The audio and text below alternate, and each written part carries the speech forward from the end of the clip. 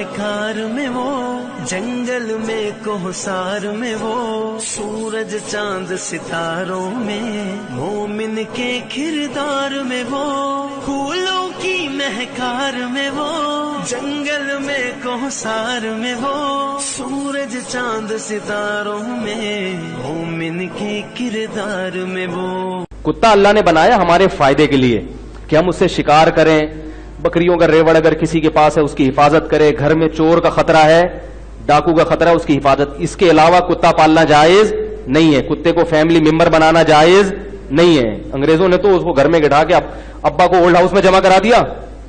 وہ لوگ انگریز ہم پہ اعتراض کرتے ہیں اتنا وفادار جانور، مسلمان اس سے نفرت کر رہا تھا کہ نبی صلی اللہ علیہ وسلم نے ہر ایسے عمل سے منع کیا جس سے انسانوں کو تکلیف ہو، اسی طرح ایسے عمل سے بھی منع کیا جس سے جانوروں کو تکلیف ہو۔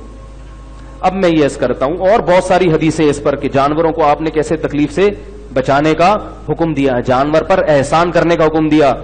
کچھ جانور انسان کے لیے نقصان دہ ہیں، ان کو مارنے کا حکم دیا، کیونکہ انسان پہلے ہے، جانور بعد میں۔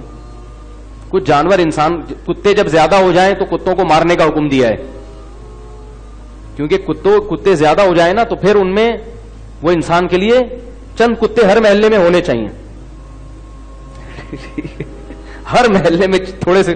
وہ ایک کتا یورپ سے آیا، پاکستان، امریکہ سے آیا، کسی دوسرے کتے نے اس سے پوچھا کہ یار امریکہ میں کتوں کی اتنی رسپیکٹ ہے، نہلا دھلا کے گلے میں لاکٹ ڈال کے تمہیں وہاں رکھا جاتا ہے، تمہارا مالک تمہارے سامنے کتا لگ رہا ہوتا ہے، یعنی تمہیں اتنا چمکایا جاتا ہے، اتنا پروٹوکول تمہیں امریکہ میں ملتا ہے، تم پاکستان میں کیوں آ گئے؟ ہے بھائی، یہاں تو کتوں کو پتھر مارتے ہیں۔ اس نے کہا یار بہت پروٹوکول تھا مگر بھونکنے کی اجازت نہیں تھی۔ پاکستان میں ایک بڑی سہولت کیا ہے، یہاں بھونکنے کی فل اجازت۔ تو وہ جو ہے نا، یہ ہمارے ملک میں پروٹوکول ہے۔ خیر، ابے یار تم پکڑ کے رکھ۔ ہاں، تو کتے زیادہ ہو جائیں تو مارنے کا حکم ہے، کیوں؟ وہ انسان کو پھر فائدے کے بجائے نقصان پہنچاتے ہیں۔ کتا اللہ نے بنایا ہمارے فائدے کے لیے کہ ہم اس سے شکار کریں، بکریوں کا ریوڑ اگر کسی کے پاس ہے اس کی حفاظت کرے، گھر میں چور کا خطرہ ہے، ڈاکو کا خطرہ ہے، اس کی حفاظت۔ اس کے علاوہ کتا پالنا جائز نہیں ہے، کتے کو فیملی ممبر بنانا جائز نہیں ہے۔ انگریزوں نے تو اس کو گھر میں بٹھا کے ابا کو اولڈ ہاؤس میں جمع کرا دیا۔ وہ لوگ انگریز ہم پہ اعتراض کرتے ہیں اتنا وفادار جانور، مسلمان اس سے نفرت کرتے ہیں۔ بھائی ہم نفرت کسی سے نہیں کرتے، نہ کتے سے نہ بلی سے، ٹھیک ہے؟ ہم کام لیتے ہیں، ہم کہتے ہیں اللہ نے ہماری خدمت کے لیے بنایا تو اس سے خدمت لو بس، اور اس کی خوراک کا خیال رکھو۔ اگر خدمت کے لیے نہیں ہے تو پھر کتے پالنے کی اجازت نہیں ہے۔ نبی نے فرمایا جس نے کتا پالا روزانہ ایک قرات اس کی نیکیوں سے کم ہوگا، جو بلا ضرورت اگر پالا۔ تو شکار کے لیے، حفاظت کے لیے، لوگ گھروں میں پرندے پالتے ہیں ان کی حفاظت کے لیے تاکہ چور نہ آ جائے، تو حفاظت کے لیے پال سکتے ہیں۔ کتے جب زیادہ ہو جائیں تو مارنے کا حکم ہے، کیونکہ کتوں میں پاگل بھی ہو جاتے ہیں، پتہ ہی نہیں چلتا کب پاگل ہو یا وہ۔ محدود ہوں گے نا، ان پہ کنٹرول کرنا آسان ہوگا۔ ایک دم آوارہ کتے، ایسا آباد جاؤ آپ، کتے ہی کتے۔ میں ایک دفعہ 4 بجے کہیں جامعہ جا رہا تھا تو وہ ماشاءاللہ کتوں کی پوری فوج جو ہمارے پیچھے لگی ہے، کیونکہ دن میں تو وہ پہچانتے ہیں، کتا خوشبو سے پہچانتا ہے کہ یہ شخص ادھر آتا جاتا ہے، لیکن رات کو نا کتوں کا میٹر شارٹ ہو جاتا ہے۔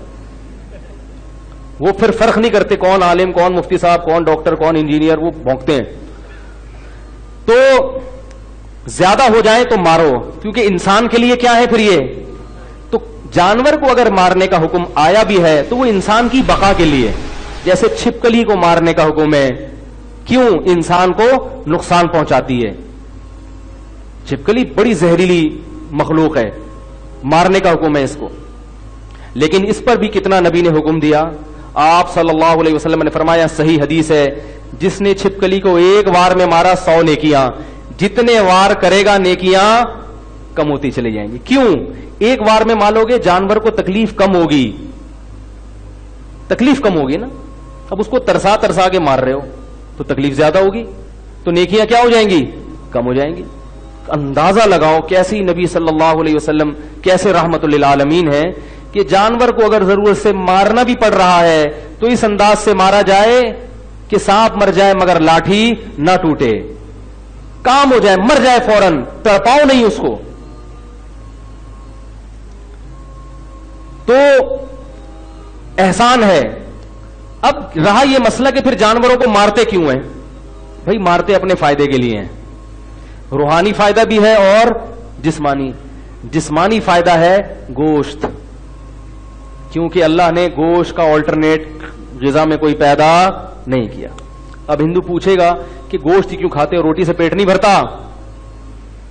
چاول، دال، مٹر، کریلے، یہ اتنی ساری چیزیں کھانے کے لیے ہیں، کیا ضرورت ہے گوشت ہی کھایا جائے؟ تو ہم بھائی ہندوؤں سے ہم کہتے ہیں کہ ایک دفعہ کھا کے دیکھو.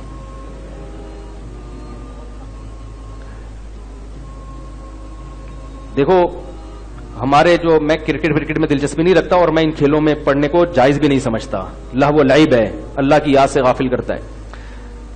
لیکن ہمارے ایک پرانے وہ تھے بالر تھے اسپیڈ اختر، نام ان کا شعیب اختر تھا لیکن لوگوں نے ان کا کیا نام رکھا ہوا تھا؟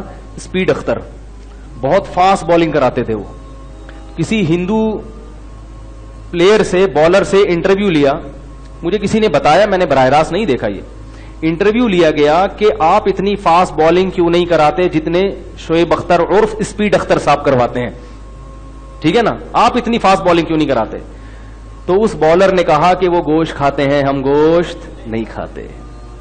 تو بھائی اگر گوشت کھاؤ گے تو بالنگ کی اسپیڈ، بولو بھائی، تیز ہو جائے گی. پھولوں کی مہکار میں وہ، جنگل میں کوہسار میں وہ، سورج چاند ستاروں میں مومن